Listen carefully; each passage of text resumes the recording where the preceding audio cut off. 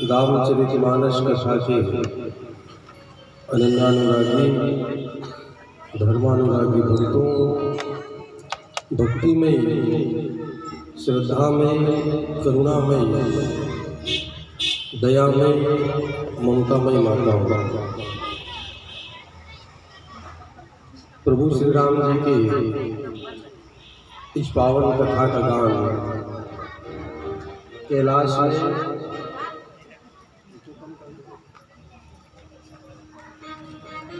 भोले बाबा माँ पार्वती से वर्णन कर रहे हैं।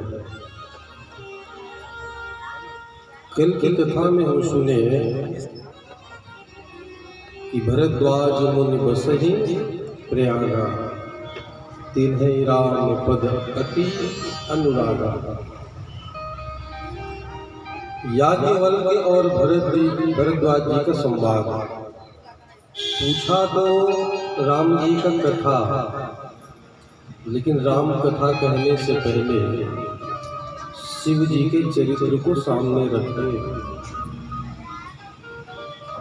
कहने का तात्पर्य यह था, जो व्यक्ति शिव जी में भक्ति रखता है,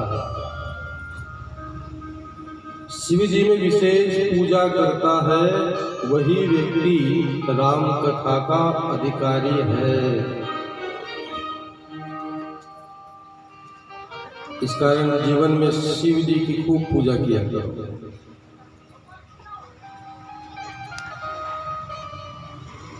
शिव जी के चरित्र को पहले सामने रखे। शिव जी की विवाह हुई माता पार्वती के साथ। विवाह के बाद माँ पार्वती भोले बाबा के साथ आनंद पूर्वक कैलाश में निवास कर रहे हैं। सुंदर शांत वातावरण है। तो माता पार्वती सोचने लगी, पिछला जो मेरा जन्म था सती का, उस जन्म को तो मैंने ऐसे ही बर्बाद कर दी, लेकिन अब ये जो शरीर मिला है पार्वती रूप में, ये जन्म मेरा एक क्षण भी समय नष्ट न होने पाए। पूर्व में राम को पहचान नहीं पाए, लेकिन इस बार एक भी गलती नहीं करना चाहती है। तो सुंदर शुभ अवसर देख करके माता पार्वती भोले बाबा जी के चरणों को पकड़ ली और पकड़ करके निवेदन करने लगी। गोस्वामी जी लिखते हैं कि पार्वती भल अवसर जाने। देखो, कोई काम आरंभ करना हो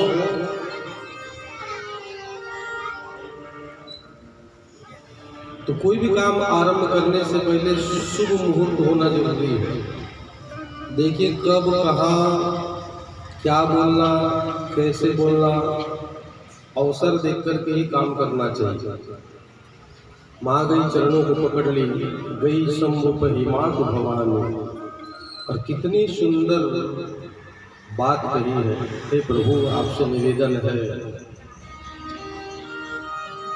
कोई ऐसी कथा सुनाइए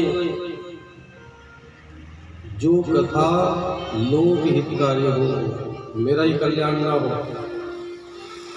संपूर्ण लोगों का कल्याण हो, ऐसी कथा सुनाइए।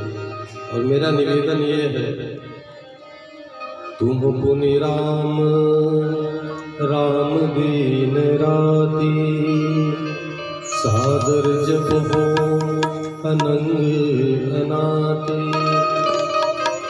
मैं अक्सर देखती हूँ बाबा जी की आप माला निकाल करके राम राम जपते बैठे रहते हैं।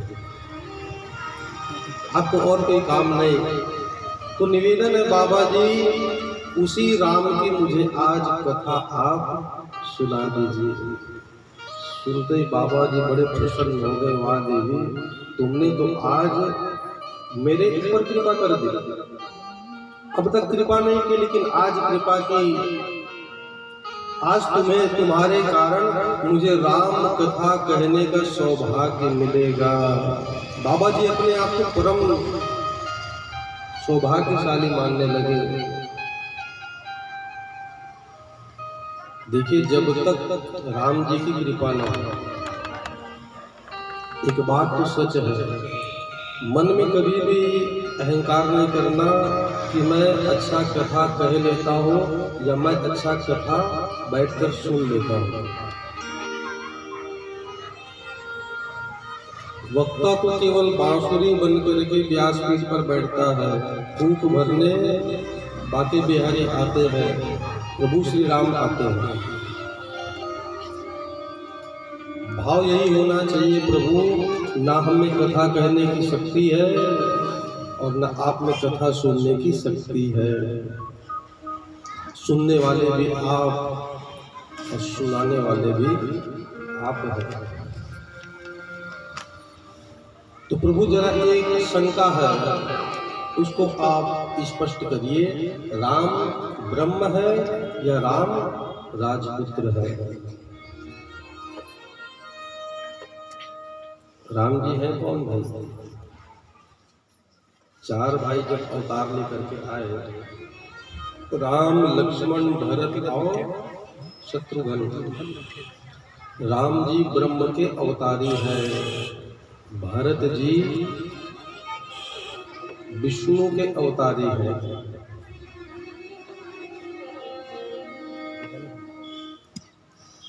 तो राम जी ब्रह्म है। माता पार्वती बाबा जी के सामने 8 प्रश्न रखी, लेकिन बाबा जी ने 7 प्रश्न का ही उत्तर दिया, क्योंकि भोले बाबा परम धाम की कथा नहीं कहते। पहला प्रश्न था, निर्गुण ब्रह्म सगुण कैसे हुए? देखिए, भगवान का 2 रूप है, सगुण और निर्गुण। गोस्वामी जी ने स्पष्ट कहा है, अगुण नहीं सगुण नहीं कछु भेदा। निर्गुण और सगुण में कुछ भी अंतर नहीं है। सगुण रूप वह है जो मूर्ति दिखता है, मूर्ति दिखती है, इस कारण वो सगुण रूप है। जैसे फूल है और फूल का सुगंध है, फूल दिखता है, इस कारण फूल सगुण रूप में है, और फूल का सुगंध नहीं दिखता, इस कारण वो निर्गुण रूप में है। आगे माँ पार्वती पूछने लगी कि प्रभु राम जी अवतार क्यों लिए? अवतार लेकर के भगवान जी ने किस प्रकार से बाल लीलाएं की, माता सीता के साथ विवाह किस प्रकार हुआ, और विवाह के बाद भगवान जी को वनवास क्यों? भगवान जी ने रावण का वध कैसे किया?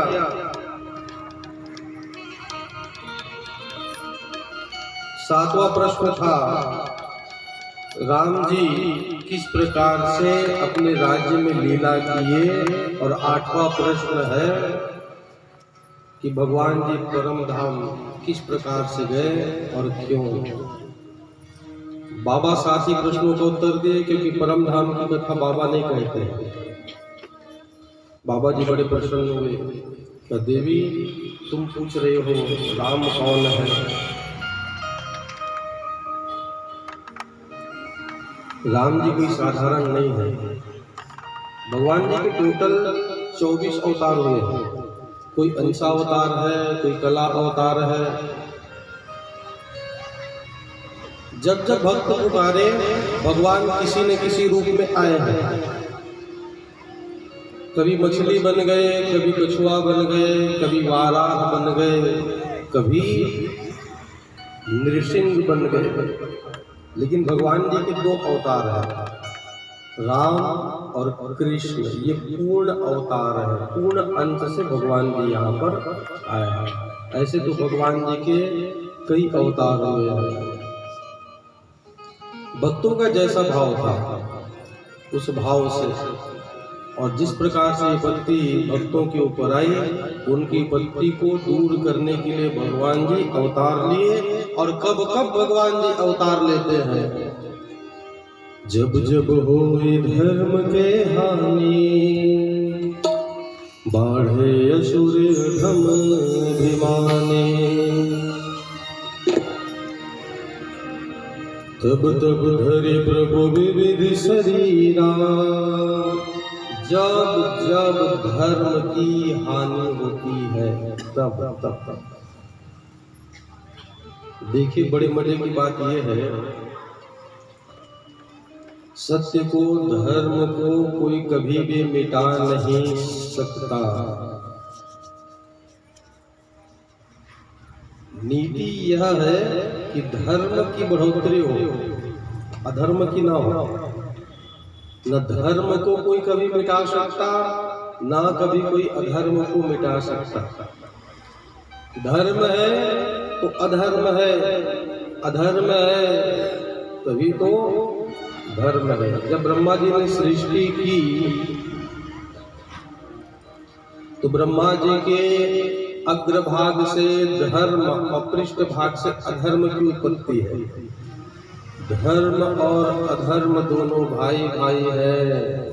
हम लोग जयकारा लगाते हैं ना, धर्म की, अरे जोर से बोलिए जरा, धर्म की और अधर्म का, एक भाई का जय हो और दूसरे का ना हुआ है ना होगा। तो जयकारा क्या लगाना, धर्म की जय हो, अधर्म का ना आस हो, आपकी आवश्यकता नहीं। तो जब जब धर्म की हानि होती है, अक्सर देखना जो धार्मिक व्यक्ति है वही दुख को पाता है, वही तकलीफ को पाता है। कहने का तात्पर्य यह भी है कि धर्म कुटिया में ही सुरक्षित है। किसी गरीब व्यक्ति के घर जाकर के देखना, आपको आया जानकर घर से दौड़ कर बाहर निकलेगा, आपका सम्मान करते हुए अंदर ले जाएगा। और महल वाले के घर जाकर देखना, आप बरामदे में घंटों बैठे रहो, बोले साहब अभी नहाए नहीं गए, साहब अभी तैयार नहीं हुए। 1-2 घंटे बाद दर्शन देने आ गया तो अच्छी बात, नहीं तो बैरंग वहां से वापस लौटना पड़ता है। इस कारण भगवान के जितने भक्त हैं वो गरीब ही हुए हैं। विदुर जी हो, केवट हो, जितने भक्त हैं वो गरीब ही मिलेंगे आपको।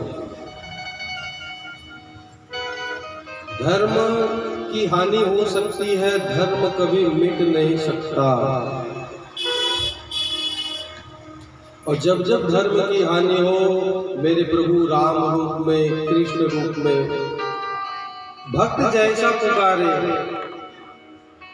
गोस्वामी जी ने लिखा है, नील कमठ शूकर नर हरि, वामन परशुराम वपुध हरि। मछली भी बन गए, कछुआ भी बन गए। तो जब जब होए धर्म के हानि, बाढ़ असुर अधम अभिमाने। श्री राम जय राम जय जय राम, श्री राम जय राम जय जय राम। जब जब होए धर्म के हानि, बाढ़ असुर अधम अभिमाने। श्री राम जय राम जय जय राम, श्री राम जय राम जय जय राम। बाबा माई से कहने लगे, देवी राम जन्म के हेतु अनेका, एक से एक। कौन कौन सी बात को कहो, भगवान राम के जन्म का एक नहीं अनेक कारण है,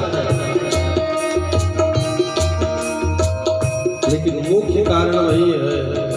जब जब भक्तों के ऊपर कष्ट आती है, मेरे भगवान अपने आश्रम में नहीं रहते, फिर वहां से दौड़ कर चले आते हैं।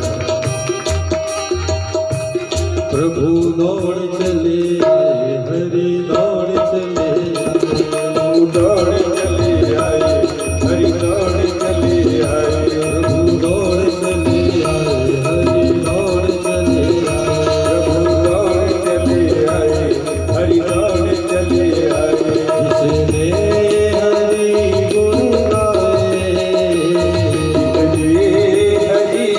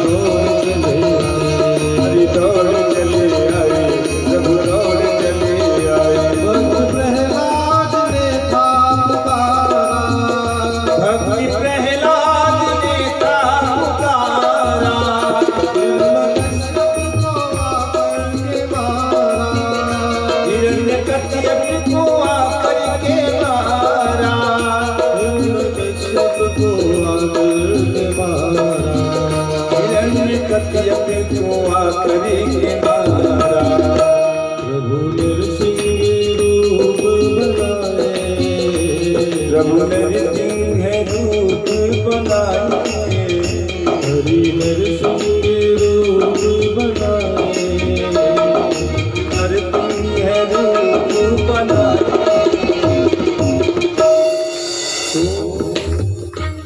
जब जब होई धर्म के हानि, जब भी धर्म को कुछ न कुछ विपत्ति आए, भक्त के ऊपर विपत्ति आए, तो भगवान फिर आते हैं।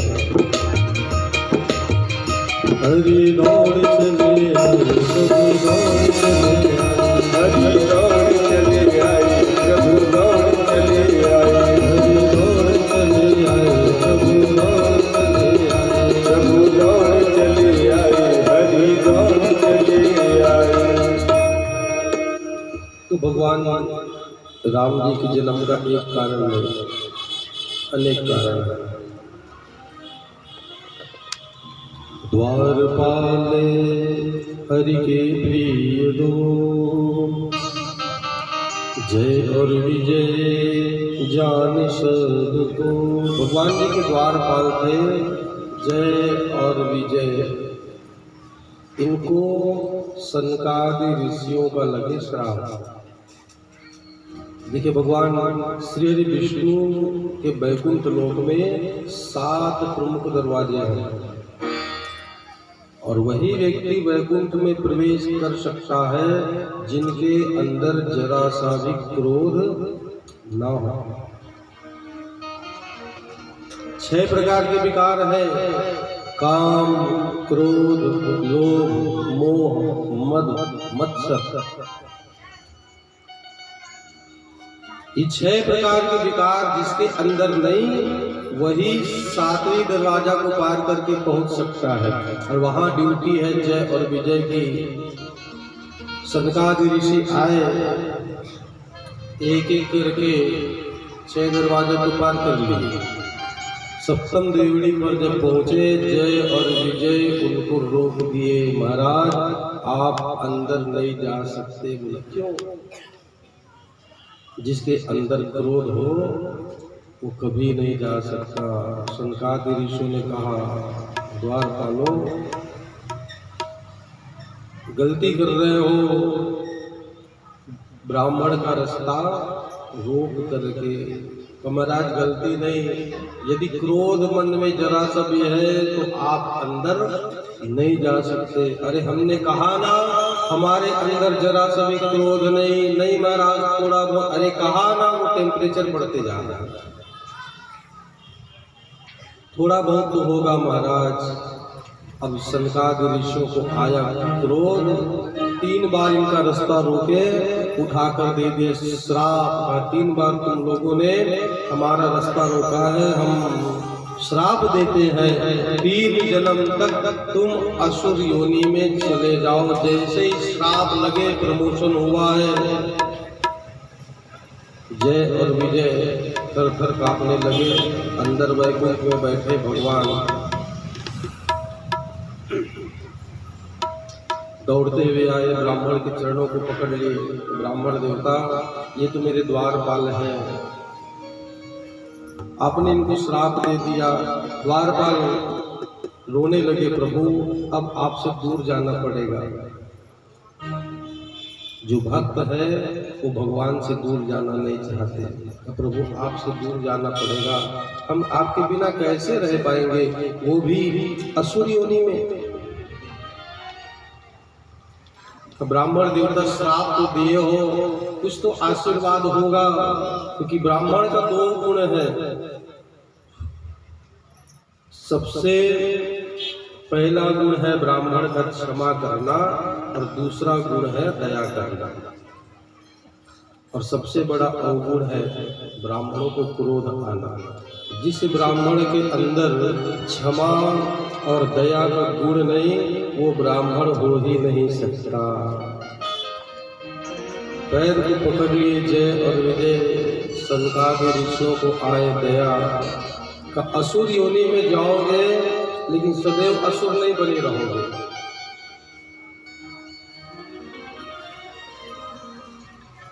तुम लोगों को तारने के लिए साक्षात भगवान को ही आना पड़ेगा। आशीर्वाद दिए। जय और विजय यही बने रावण और कुंभकर्ण। ये था राम जन्म का पहला कारण। दूसरा कारण है नारद जी द्वारा भगवान को श्राप लगना। नारद श्राप दिन 1/12 कल्प 1 लगते ही अवतारा। ब्रह्मा जी के एक दिन को कल्प कहते हैं। ब्रह्मा जी के एक दिन में भगवान लीला करते हैं और रात्रि में सारी लीलाओं को समेट कर सो जाते हैं। तो हर कल्प में भगवान जी अवतार लेते हैं। और हमारे छत्तीसगढ़ी भाषा में कल्प अर्थात जब जब जीव कल्पता है, किसके लिए कल्पेगा? भगवान के लिए। तब तक भगवान अवतार लेते हैं। माता पार्वती प्रश्न पूछने लगी, आश्चर्यचकित हो गई। अरे नारद तो वह है जो 24 घंटे नारायण नारायण मंत्र का जाप करे, ऐसी कौन सी समस्या आ गई? भगवान जी ने ऐसा कौन सा अपराध कर दिया कि नारद जी को श्राप देना पड़े? कारण कवन श्राप मुनि दिन्हा, का अपराध रमापति किन्हा। भक्त और भगवान के बीच में झगड़ा हुए, विवाद का जड़ था क्या?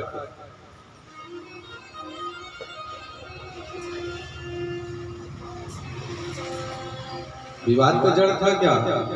एक नारी के कारण भक्त और भगवान में झगड़ा हो गया। एक नारी वो थी माता द्रौपदी, जिसके सम्मान के लिए महाभारत हो गए। देखिए, जब जब देश में माताओं का अपमान होगा या जिस घर में माताओं का सम्मान नहीं होगा, वहाँ महाभारत होना तय है। एक ही कारण था, नारी के कारण।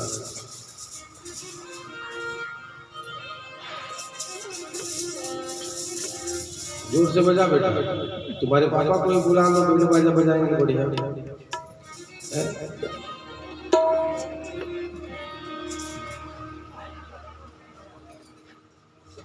कथा करने के लिए ना, देखो 4 चीज की शुद्धता बहुत है। द्रव्य शुद्धि, क्रिया शुद्धि, मंत्र शुद्धि से भूमि पर कोई भी यज्ञ करो आप, सबसे पहला है द्रव्य शुद्धि। पैसा जो लगा रहे हो 1 नंबर का ही कि 2 नंबर का? यदि 1 नंबर का पैसा है मेहनत का, तो जैसे तैसे वो काम निपट जाएगा।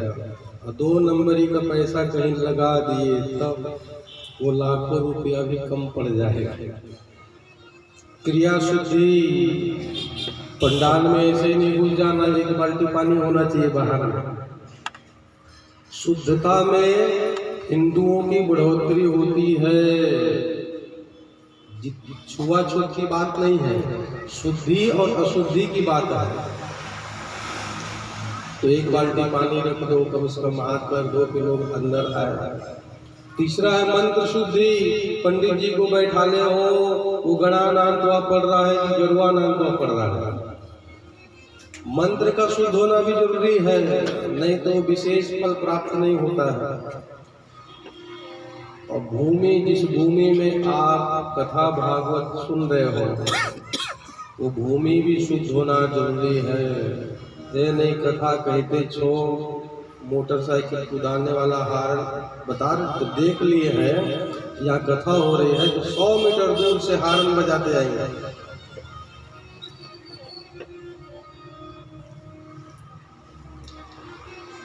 सोनकादि ऋषि जब कथा सुन रहे थे, उस समय माइक भी नहीं था। 88,000 की भीड़ और अकेले सूत जी कथा बोले, सब सुन ले। ये सब जितने हैं ना, ये सब भंग करने वाले हैं। और मूर्ख लोग समझते नहीं, क्या करोगे? जबकि और कथा हो रही है तो शांति से निकलना चाहिए वहां पर से। एक बुलेट वाला को देखता हूँ और पंडाल के सामने और बजाता है बेचारा, क्या करें? कथा में सब आते हैं ना, अच्छे बुरे पुण्यात्मा पापी सबके लिए स्थान है। बोले भक्तवत्सल भगवान की। तो झगड़े का जड़ था नारी। एक नारी के कारण नारद जी ने अपने आराध्य देव को श्राप दिया। घर घर झगड़ा क्यों?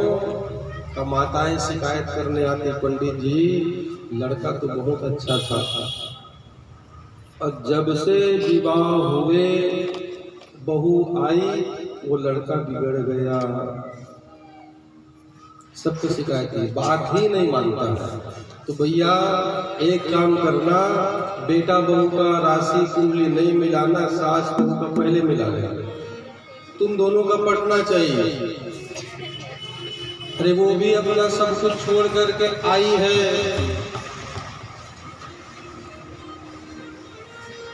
विडंबना ये है कि सास बहू को बेटी नहीं समझना चाहती और बेटी सास को मां नहीं समझना चाहती है। यही झगड़े का जड़ है।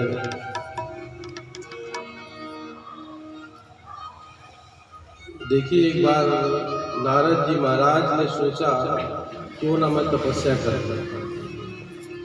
भजन माला करते करते बहुत दिन बीत गया।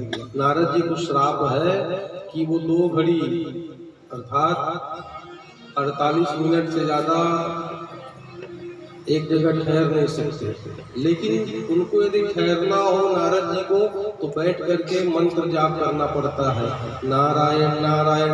और नारायण नारायण कहते वो घंटों बैठ जाएंगे। और मंत्र जाप ना करें तो 2 घड़ी में सिर दर्द चालू उनका। तो नारद जी बैठे, मंत्र लिया भगवान जी का, ओम नमो भगवते वासुदेवाय।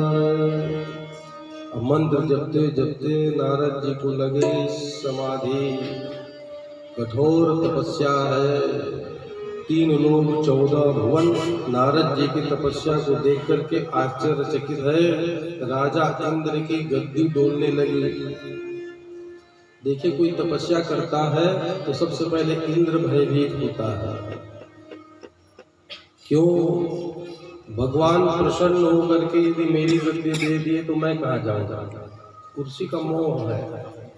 तो इंद्र की गद्दी आसन पहले डोलने लगा तो नारद जी की तपस्या को भंग करना चाहता है।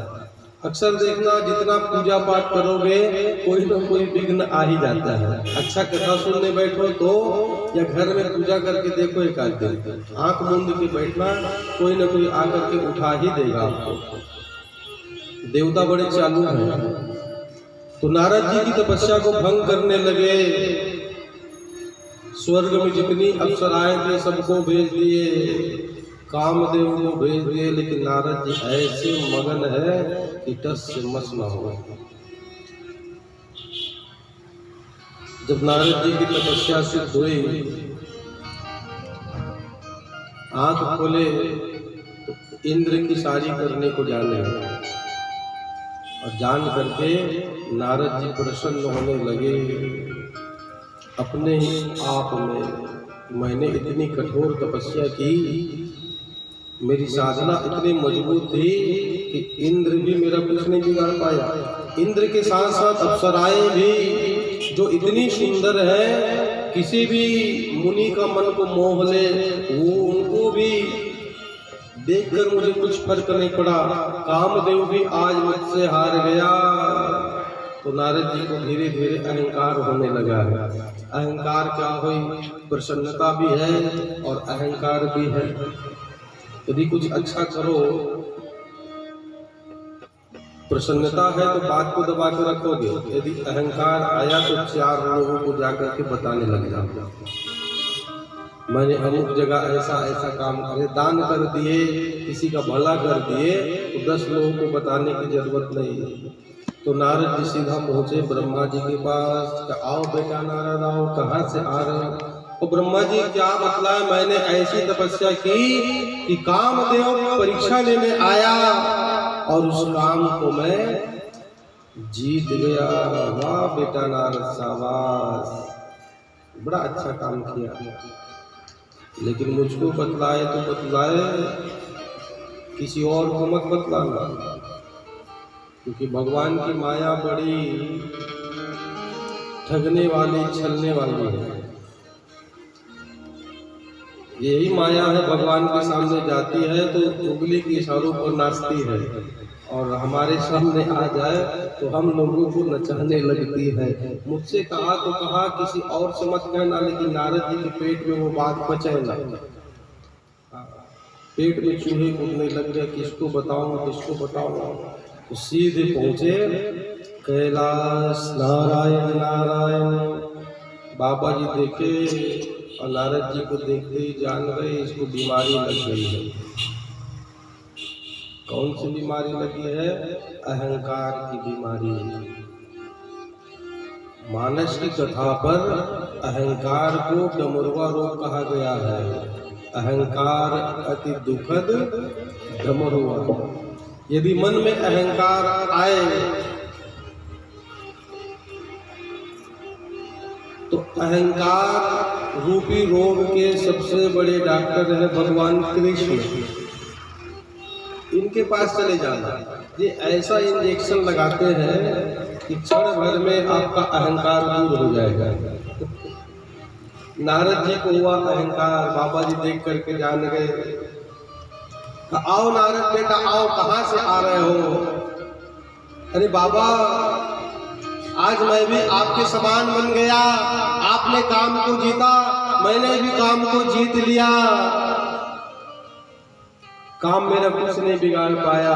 शंकर जी कहे नारद जी मैं हाथ जोड़ रहा हूँ, बार बार दिन हो मुनि तो ही, जिमि यह कथा सुनावो मोहि।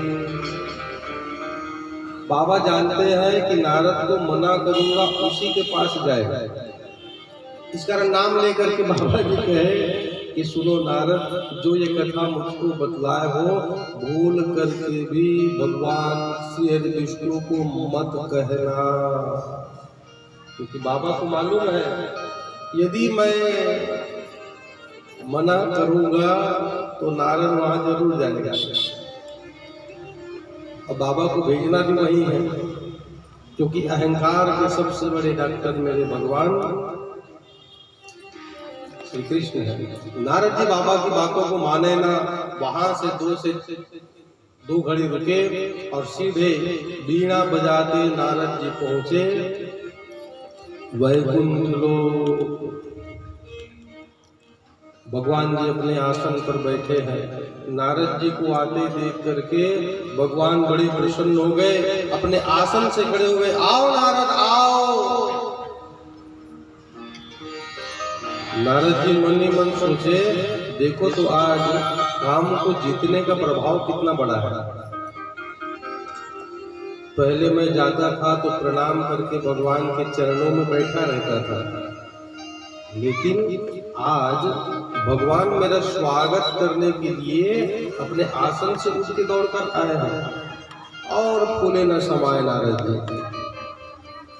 लगता है मेरी चर्चा 3 लोक 14 भुवन में फैलने लगी है। नारद भक्त है और भक्त भगवान का प्रणाम करता है। नारद प्रणाम भी न किए। चरणों में जो स्थान था, भगवान जी नारद की पीठ थपथपाए और अपने बगल में बैठाए। बहुत अच्छा काम किया बेटा नारद, शाबाश।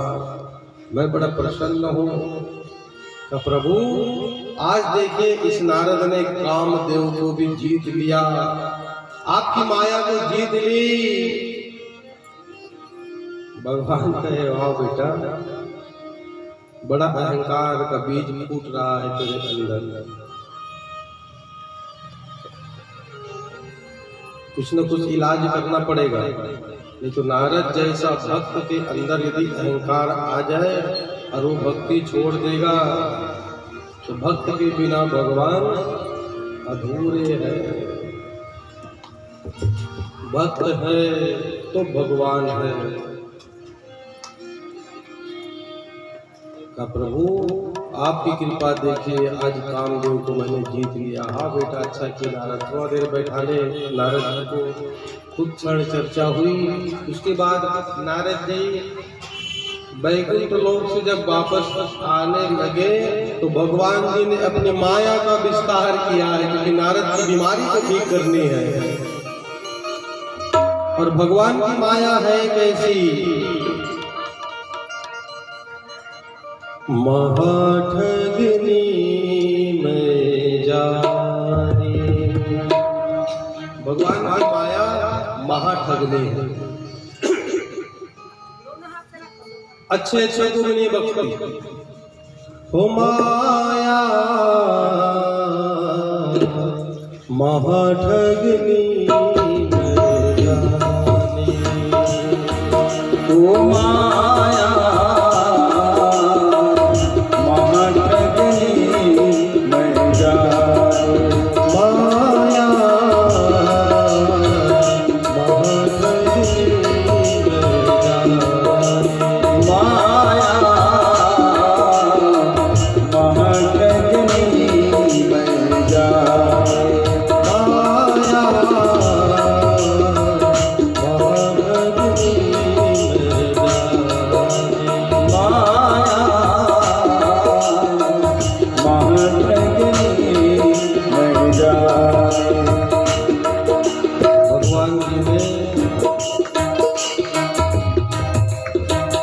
ऐसी माया का विस्तार किया है।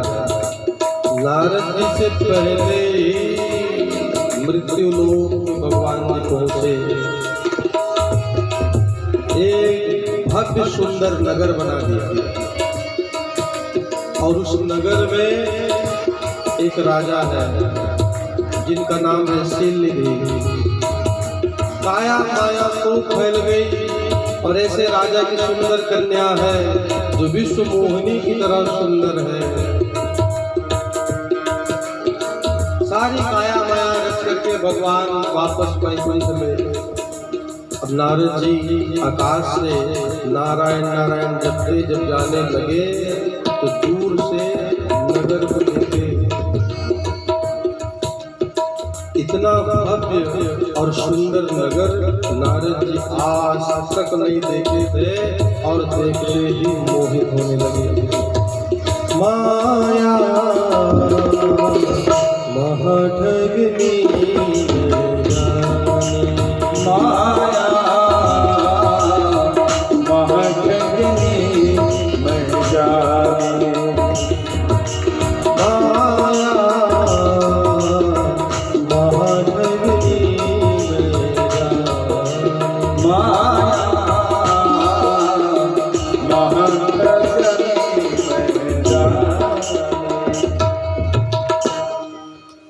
नारद जी ने सोचा इतना सुंदर नगर मैंने आज तक नहीं देखा। आकाश से नीचे उतरे तो सारा नगर दुल्हन की तरह सज धज के तैयार है। राजा शीलनिधि अपनी कन्या का विवाह के लिए स्वयंवर की रचना किए हैं। नारद जी नगर में प्रवेश किए और धीरे धीरे नगर के अंदर जाने लगे तो सेवक राजा को जाकर खबर दिए, महाराज नारद जैसे ब्रह्मर्षि आए हैं। राजा दौड़ पड़ा अगवानी करने के लिए।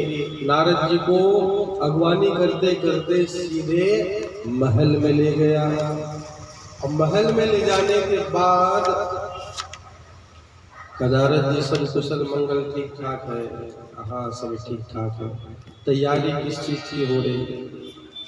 तो गुरुदेव हमारी एक कन्या है जिसका विवाह करना चाहते हैं तो उसके विवाह की तैयारी है। अच्छा आप आ ही गए हैं तो मेरी कन्या का हाथ देख करके जरा बताइए कि इनको पति कैसे मिलेंगे। का ठीक है ले आओ। अंदर जा करके जो विश्व मोहिनी कन्या को लेकर के आने लगे तो नारद जी उसको देखते ही रह गए। बीमारी लग गई, मोहिनी चलो। और ऐसा देख रहे हैं कि आज तक इतनी सुंदर मूर्ति का दर्शन मैंने नहीं किया, और मन ही मन सोचने लग गए मैं तो बेकार में बाबा जी बन गया। अरे जटा जूट बढ़ाने से, मंत्र जाप से कुछ नहीं मिलता। इतनी सुंदर यदि स्त्री मिल जाए तो नारद का भाग्य ही बदल जाएगा। देखो सुंदर सुंदर बाई और सुंदर सुंदर पति मिलना पूर्व जन्म का कमाई है, ऐसे ही नहीं मिलता। नहीं देख जन करिया करिया और एक जन गोरिया गोरिया, 36 की आंकड़ा। एक जन मोट डांट है, एक जन बरबट्टी जैसे सुखाए है, ये भी 36 का आंकड़ा है। पति और पत्नी बराबर जोड़ी चाहते हो तो शिव जी में खूब जल डालना, एक लोटा जल। कोई भी समस्या लेके जाओ, कोई भी, जड़ वही है।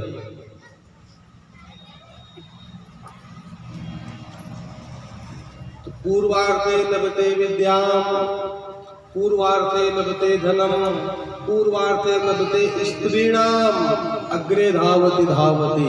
पूर्व जन्म की कमाई यदि अच्छा पुण्य किए हो तो विद्या, ठाकुर की कृपा है तब 4 लोगों को बैठ करके कथा सुना पा रहे हो। स्कूल का पढ़ाई पूछो ना तो 7वीं क्लास है, 8वीं भी नहीं पढ़। कई लोग मानने को तैयार नहीं, पंडित जी में भी किए हो गए, नहीं मैं न भी कुछ नहीं भैया, न एमए हो न ओमे हो। 7वीं फैल आदमी और आपको बैठ के कथा सुनाए तो भगवान की कृपा ही तो है ना। और मौसी जी है सामने, वो ज्यादा बता देंगे आपको। पूर्वार्थे लभते विद्याम, पूर्वार्थे लभते धनम। अचानक से कहीं लॉटरी लग जाए, शिमला में है एक सोनकर जी, रोड चौड़ीकरण हुए तो जमीन का दाम बढ़ गया 2 करोड़ रुपया, सुनते ही अटैक आ गया, तो अस्पताल ले गए घर के। पूर्वार्थे लभते विद्याम, पूर्वार्थे लभते धनम, अपूर्वार्थे लभते स्त्रीणाम। अच्छा सुंदर सुंदर कहीं बाई मिल जाए तो जान लेना ये भी पूर्व जन्म का कमाई भी है। अच्छा मेहनत करो, पुण्य करो। और भगवान जी से प्रार्थना करो, रूप के सुंदर हो या ना हो, गुण के सुंदर होना चाहिए। चाहे पति हो या पत्नी हो, गुणों की पूजा होती है। नारद जी ने देखा इतनी सुंदर मैंने आज तक सृष्टि में कभी किसी को नहीं देखा। अरे बेकार में बाबा जी बन गया।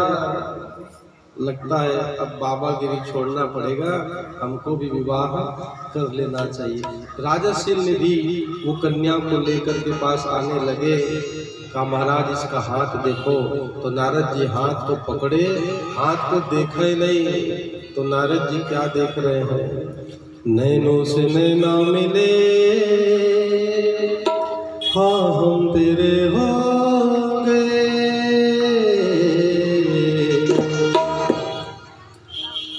वो कन्या के आंख को देखे, देखो आंख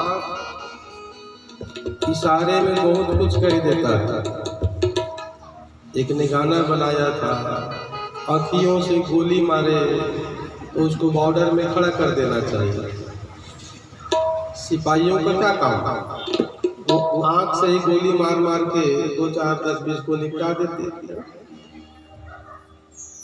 देखो दुनिया में सब चीज से बच सकते हो, लेकिन नारी के नयन ने किसी को डस दिया।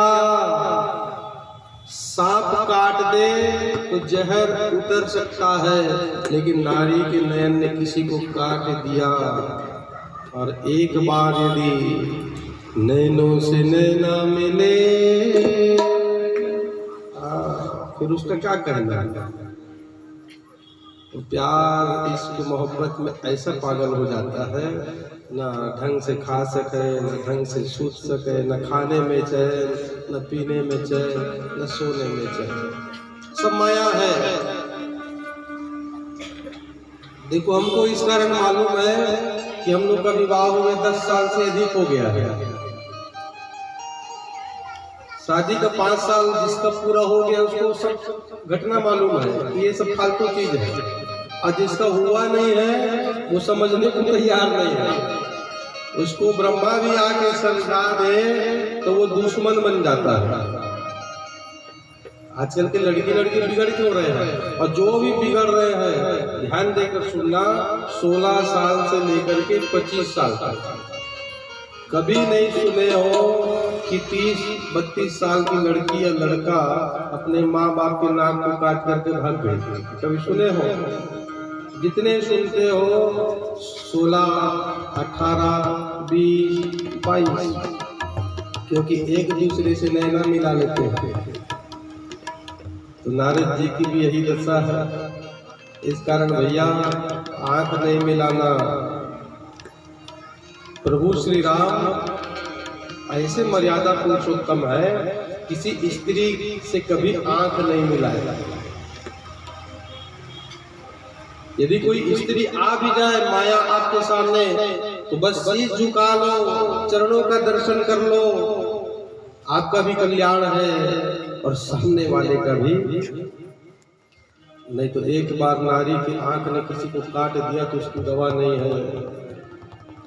नारद जी देखे और उस कन्या ने देखा तो नैनों से नैना मिले, हाँ हम तेरे हो गए। नैनों में नैना मिले, हाँ हम तेरे हो गए। नैनों से नैना मिले, हाँ हम तेरे हो गए। नैनों में नैना मिले, हाँ हम तेरे हो गए। आंख मिलाना है तो भगवान जी से मिलाइए। यहाँ आंख मिलाओगे तो बन जाओगे, और इधर उधर आंख मिलाए तो गए। मुरली वाले ने ऐसा करम कर दिया, करम कर दिया, कभी जी के करम मुरली वाले ने ऐसा करम कर दिया, किसी के रंग की जरूरत लगे। नैनों से नैना मिले, हाँ तेरे हो गए। नैनों में नैना मिले, हाँ तेरे हो गए।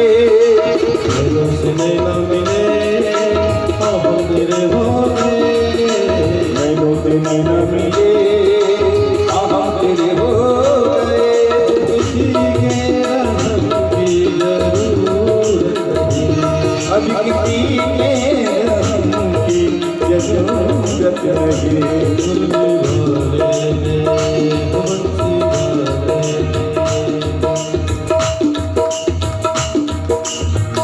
नारद जी आंख से आंख मिलाए और फंस गए। कैसा फंसे हैं, बीड़ा बजाना छोड़ दिए, धोती कुर्ता निकल गए, पेंट शर्ट दब गए। लगा लो थोड़ा नमक मिर्ची डालो तब आनंद आए। वैसे करते नहीं, ताकि घर के राउंड लगाना है तो पैसे पर गाड़ी चाहिए, महीने पर जींस टी शर्ट चाहिए, और जेब में कंघी होना, मेकअप में गड़बड़ नहीं होना चाहिए। रिजेक्ट कर देता तो मुरली वाले ने सागरम कर दिया, कर दिया,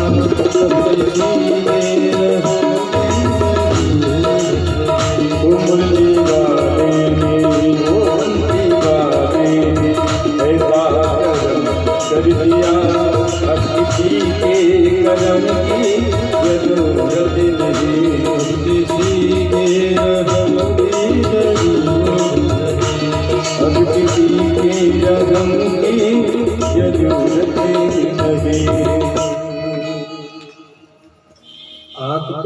गई है, पर नारद जी ये सोचे कन्या तो बड़ी सुंदर है,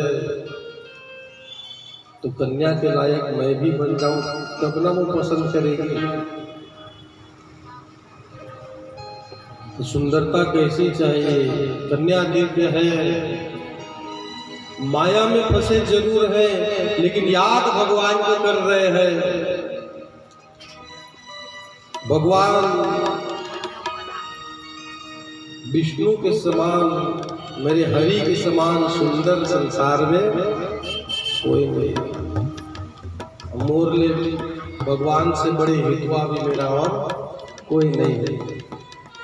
मोरे हित परिसम नहीं को। तो सबसे बड़े सलाहकार मददगार मेरे भगवान है। हाँ बिल्कुल है। भगवान हर भक्त से कहते हैं बेटा तू एक कदम ही बढ़ा, मेरा 10 कदम पहले से बढ़ा हुआ मिलेगा। हम एक कदम ही नहीं बढ़ा पाते, तो वो कहां से अपना कदम आगे बढ़ा। माया में फंसा होने के बाद भी नारद जी भगवान को याद कर रहे हैं और मन ही मन सोचने लगे, हरिशन मांगो सुंदरता। जा करके सीधे जाऊंगा भगवान के पास और भगवान को कहूंगा प्रभु मुझे अपने समान सुंदरता प्रदान कर दो, क्योंकि मोरे हित हरिसम न हो कोई। वो कन्या का हाथ पकड़े थे, जैसे तैसे अपने आप को संभाले। महाराज कुछ देर रुकना। इधर भगवान जी बैकुंठ में बैठे हैं ध्यान में, सब बातों को जान रहे। मैंने जो जो काम किया था, जितनी औषधि मैंने फैलाई है नारद के लिए, सारी औषधि सारी दवाएं ठीक ठीक काम करना चालू कर दी है। 1-2 दिन में बिल्कुल उसका असर दिख जाएगा।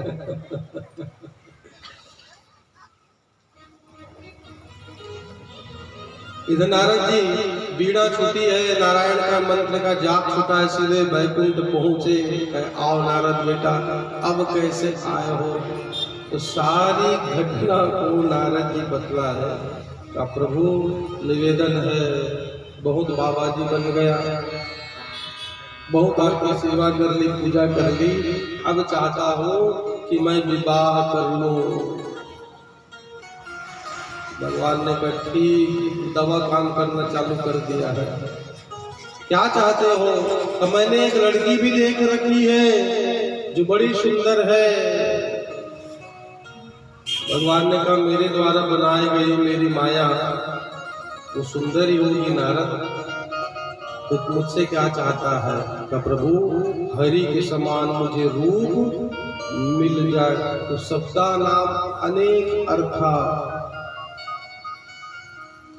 हरि अर्थात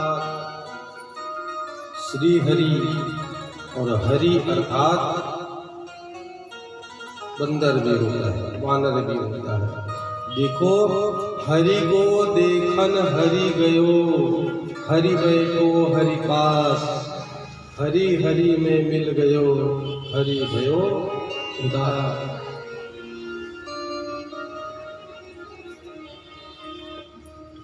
कुआं के जल को भी हरि कहा जाता है। कुएं के पास एक मेंढक बैठा है, उसको भी हरि कहा जाता है। सर्प को भी हरि कहा जाता है। तो हरि को देखकर हरि गए, सांप मेंढक को देखकर खाने को गया। हरि बैठो हरि पास, और उस हरि को आके देखकर वो मेंढक कूद गया कुएं। तो हरि हरि में मिल गयो, हरि भयो उदार। भगवान ने कहा नारद मैं वही काम करूंगा जिसमें तुम्हारा हित होगा। हरि सनमा सुंदरताए। तो भगवान जी नारद जी को कहा तथास्तु।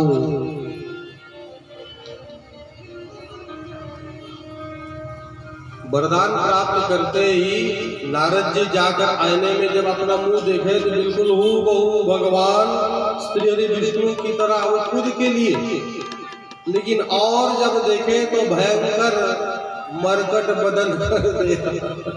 ऐसा विशाल शरीर वाला बंदर, काले काले बाल, मुंह में बाल, नाक में बाल, बड़ी विचित्र मूर्ति नारद जी की बंदर की तरह हो गई है।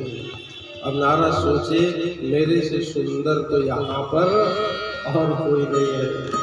बैकुंठ छोड़ करके नारद जी सीधे आए और सीधे आ करके जहाँ शिवनिधि राजा स्वयंवर की विशेष रचना किए थे, विशेष सभा लगी है, बड़े बड़े राजा महाराजा वहाँ आकर बैठे। अब नारद जी भी प्रवेश करने लगे तो देख करके जितने राजा महाराजा थे सब मंद मंद मुस्काए। अरे हमको क्या मालूम था इस स्वयंवर में वानरों का क्या काम है। अरे एक जानवर के साथ कन्या का विवाह होगा। अपने अपने से सब उपहास उड़ाने लग गए और नारद जी सोचे ये सब मेरी सुंदरता को देख करके जल रहे हैं।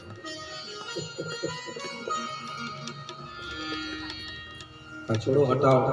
एक आसन में नारद जी भी जा करके बैठे। उसी समय भगवान शिव के दो रुद्रगण जिनको जासूस बना करके भगवान भेजे थे,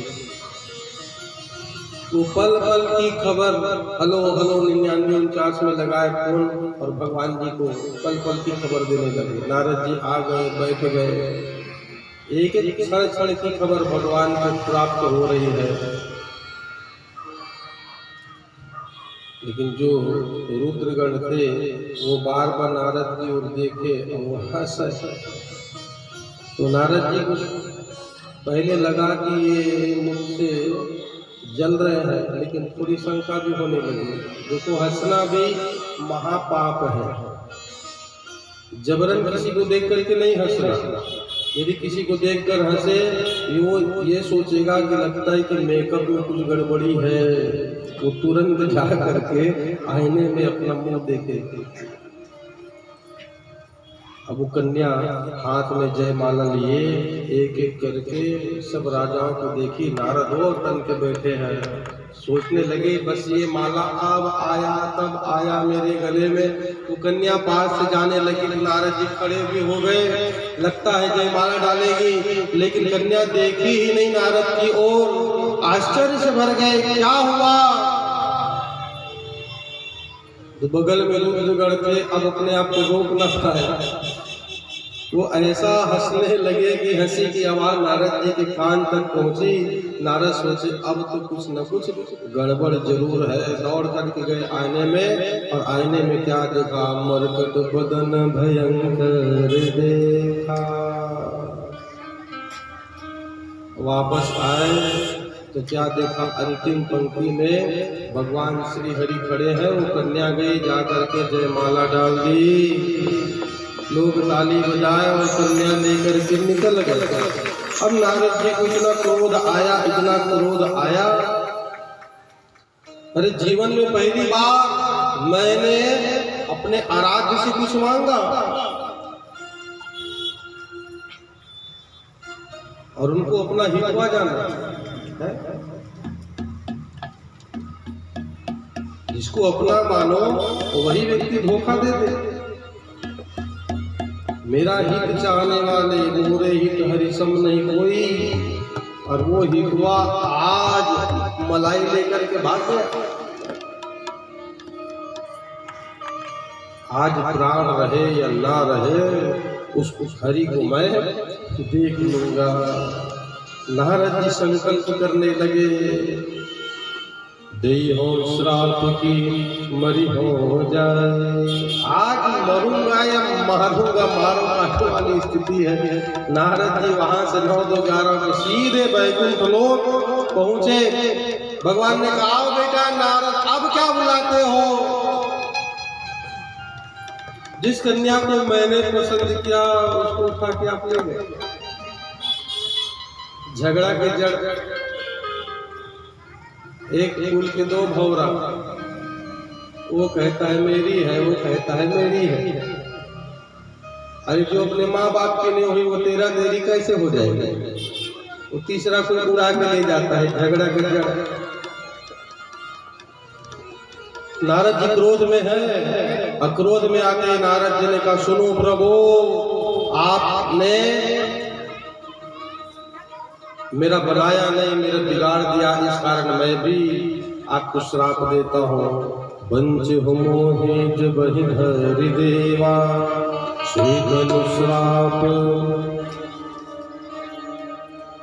सुनो प्रभु, श्वेतनु धर हो श्राप मम एहा। कपि आकृति तुम किन हमारी, करी हो कीस सहाय तुम्हारी। आपने मानव रूप में आकर के मुझे ठगा, इस कारण पहला श्राप ये लो कि आपको मानव होना पड़ेगा। भगवान के नारद बहुत गुस्से में, लगता प्रमोशन करने वाला। भगवान डरने लगे, अरे मैंने इसकी बाई को छीन लिया, कहीं ऐसा श्राप ना दे दे है, मेरी भी पत्नी को ना छीन ले। मन ही मन सोच रहे हैं, इतने में नारद जी ने दूसरा श्राप दिया। कभी आकृति तुम किन हमारी, करी है की सहाय तुम्हारी। वानर रूप से आपने मुझे ठगा है, आपके विशेष विपत्ति काल पर वही वानर आपकी सहायता करेंगे। मम उपकार तुम किन भारी। जैसे आज मैं नारी के विरह पर दुखी हूँ, आपको भी नारी के विरह पर दुखी होना पड़ेगा, यत्र तत्र भटकना पड़ेगा। 3 श्राप नारद जी ने एक साथ प्रदान कर दिए। भगवान ने कहा, जिस बात को डर रहा था कम से कम उससे तो बच गया।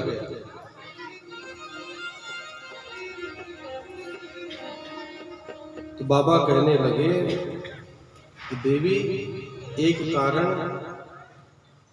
सबसे बड़ा ये था, नारद श्राप दिन एक बारा। नारद जी के श्राप के कारण ही भगवान जी अवतार लेकर के आए। दूसरा कारण था स्वयंभू मनु जी और रानी शतरूपा का तपस्या।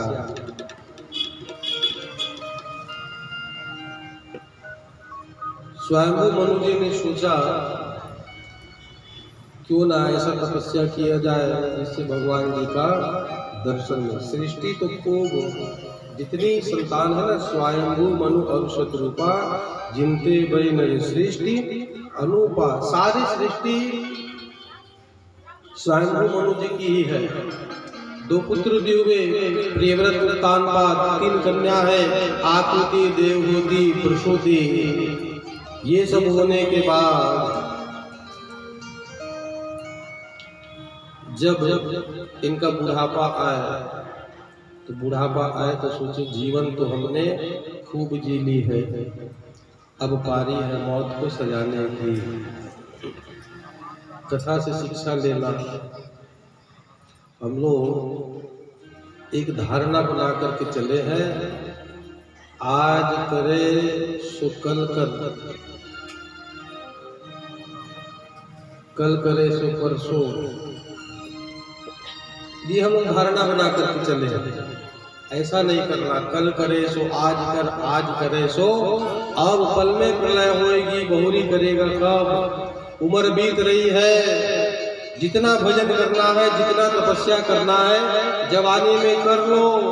बुढ़ापा में यदि शरीर ठीक रहा या नहीं रहा उसकी गारंटी। 40 जैसे लगे 40 चालू, कन्या पिराना, गोड़ पिराना, मुड़ी पिराना, चश्मा लगना। तो जब तक जवानी है तब तक तपस्या कर लेना, भजन कर लेना। चली जा रही है उम्र धीरे धीरे, हर पल और आंखों प्रहर धीरे धीरे। एक प्रश्न यहाँ आता है, तपस्या युवाओं को करनी चाहिए कि वृद्धों को करनी चाहिए? कथा किसको सुनना है? डोकरी डोकरा मन तो सुनबे करे, क्योंकि घर में बैठे हैं ना तो घर का बेटा बहु भगा देते, जाओ वहीं जा कथा सुनू, यह क्या करे। लेकिन कथा युवाओं को सुनना चाहिए। कथा में शिक्षा ही शिक्षा है जो आपके जीवन के लिए काम आती है। जब तक जवानी है खूब कथा सुनो, बुढ़ापे का कोई भी भरोसा नहीं है। चली जा रही है उम्र धीरे धीरे, चली जा रही है उम्र धीरे धीरे, चली जा रही है उम्र धीरे धीरे। बुढ़ापा आ जाए तो बुढ़ापे का कोई ठिकाना नहीं है। हर पल और आंखों पर धीरे धीरे, पल पल धीरे धीरे, और आंखों पर धीरे धीरे, पल पल धीरे धीरे।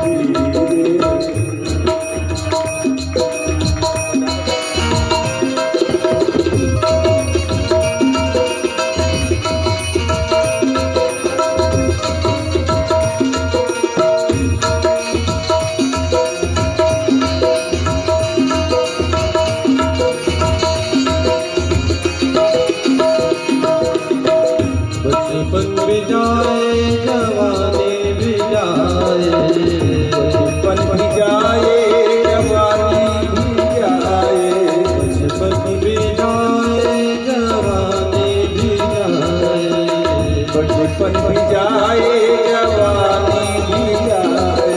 बुढ़ापे का होगा असर धीरे धीरे, बुढ़ापे का होगा असर धीरे धीरे, बुढ़ापे का होगा असर धीरे धीरे, बुढ़ापे का होगा असर धीरे धीरे।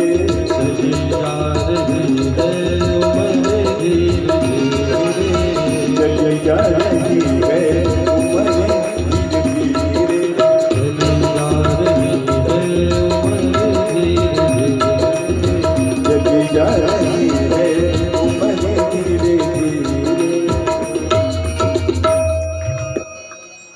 होई न विषय विराग भवन बसत बाचौतपन, हृदय बहुत दुख लागे, जन्म गयो हरि भगति बिनो। मन में ये रास मोनू जी की होने लगा कि अब चौथपन है, अब भगवान को पाने के लिए कुछ न कुछ कर लेना चाहिए। बुढ़ापा करीब है, देखो 40 जैसे पार किए सिर का बाल पकना चालू, तो जान लेना बुढ़ापा आ गया। लेकिन ये कलयुग है, 8-8, 10-10 साल के बच्चों का भी बाल, जितने बैठे हैं ना सब तेल पॉलिश वाले हैं, किसी का ओरिजिनल नहीं है। बगल वाले हो अगल वाले हो। देखिए महाराज दशरथ जी थे जिनकी आयु थी 60,000 वर्ष, तब उन्होंने देखा श्रवण समीप रहे सीत, एक दो बाल कान के पास का पका है, तो मनहु जरठपन अस उपदेश, अपने आप को बूढ़ा मानने लग गए। 60,000 वर्ष की आयु, तो बुढ़ापे की ओर बढ़ रहे हैं। तो हमको भजन कर लेना चाहिए। तो मनु जी महाराज रानी शत्रुपा ने भगवान जी के लिए ऐसी तपस्या की है, इतने प्रेम भाव से ठाकुर जी को याद किया है। कभी भी भगवान की पूजा करो भाव और प्रेम से ही करना, क्योंकि बिना प्रेम भाव के भगवान मिलने वाले तो नहीं, चाहे कितना प्रयास कर लो। बल से जीतने वाले बड़े बड़े योद्धा आए और निकल गए। भगवान को जीतना चाहते हो, भगवान को पाना चाहते हो तो बल नहीं अकल का प्रयोग करो। भगवान को प्राप्त करने का दो ही मार्ग है, एक तो उनकी याद में बैठकर आंसू बहाना, रो लेना और उनके लिए कुछ गा लेना। यदि प्रेम भाव सच्चा है तो भगवान के मिलने में भी देरी नहीं। ऐसी तपस्या की है, नैनों से अश्रु के धार बह रहे हैं और बस भगवान जी को याद कर रहे हैं। ओ भगवान को भजने वाले मन में धर ले ध्यान, भाव बिन मिले नहीं भगवान, भाव बिन मिले नहीं भगवान। ओ भगवान को भजने वाले, ओ भगवान को भजने वाले मन में धर ले ध्यान, भाव बिन मिले नहीं भगवान, भाव बिन मिले नहीं भगवान, भाव बिन मिले नहीं भगवान। दुर्योधन की छोड़ी मेवा, दुर्योधन की छोड़ी देवा, दुर्योधन की छोड़ी मेवा, दुर्योधन की छोड़ी देवा। आ गई विदुरानी की सेवा, आ गई विदुरानी की सेवा।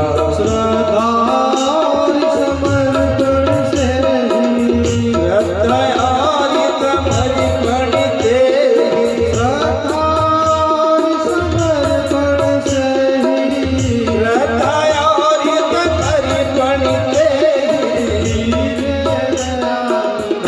समर्पण से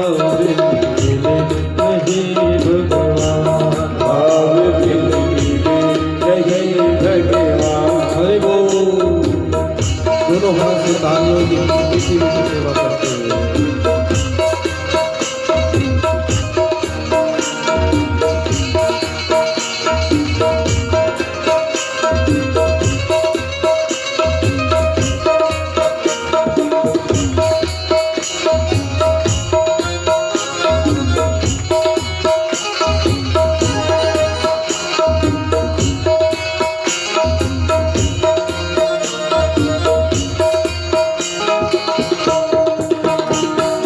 झूठे बल सबरी के खाए, झूठे फल सबरी के खाए, राम ने रुचि रुचि भोग लगाए, राम ने रुचि रुचि भोग लगाए।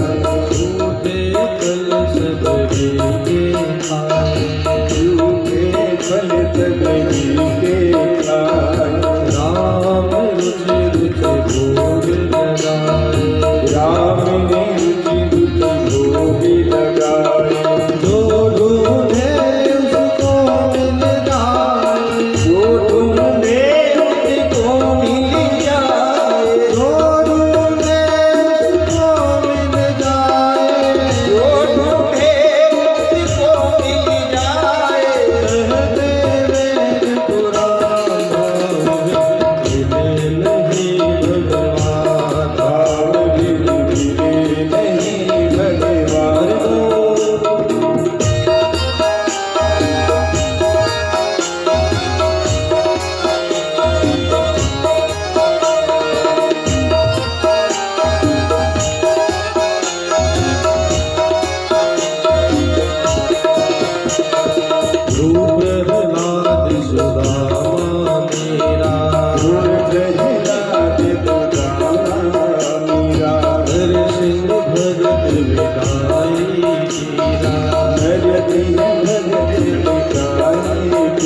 मीरा ध्रुव प्रहलाद सुदामा मीरा ध्रुव प्रहलाद सुदामा मीरा सिंह भगत मीरा हरि सिंह भगत मीरा भूल गए मोहन ठकुराई भूल गए मोहन ठकुराई भूल गए मोहन ठकुराई भूल गए मोहन ठकुराई बन गए थे गढ़वाल मिले नहीं भगवान भाव बिन मिले नहीं भगवान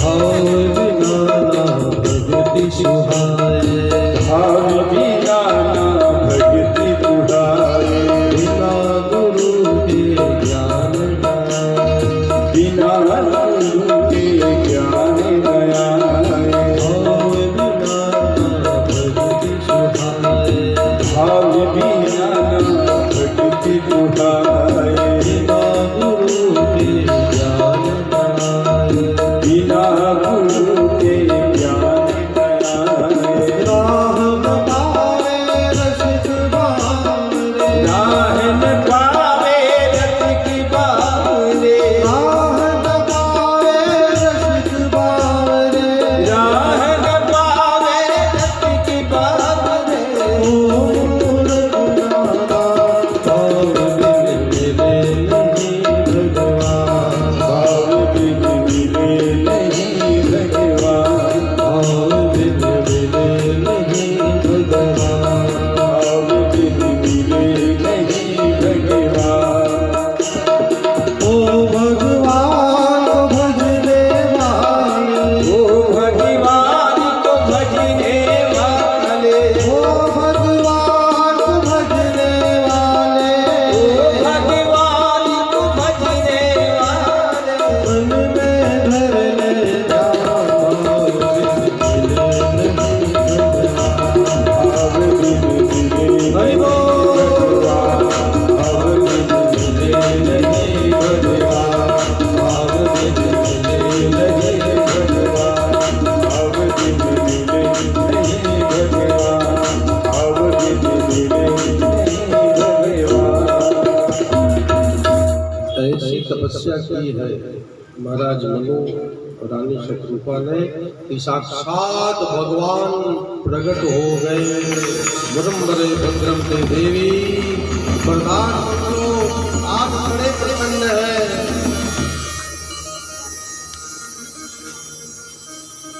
मनु जी ने कहा देना वरदान देना है।